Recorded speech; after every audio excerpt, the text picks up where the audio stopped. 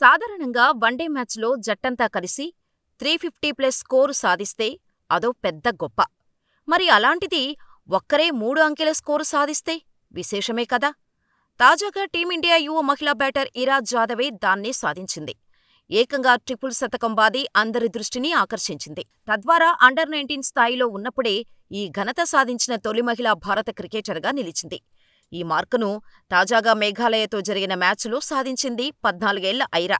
ముంబై జట్టుకు ప్రాతినిధ్యం వహించిన ఈ అమ్మాయి 157 బంతుల్లోనే 346 పరుగులు చేసింది.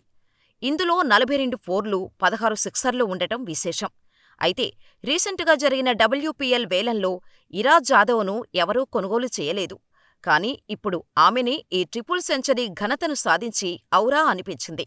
ఈ మ్యాచ్లో మొదట బ్యాటింగుకు దిగిన ముంబై 50 ఓవర్లలోనే కేవలం 3 వికెట్లు కోల్పోయి 563 పరుగుల స్కోర్ చేసింది. ముంబై నిర్దేశించిన భారీ లక్ష్యాన్ని మేఘాలయ ఛేదించలేకపోయింది. మరీ దారుణంగా 19 పరుగులకే ఆలౌటైంది.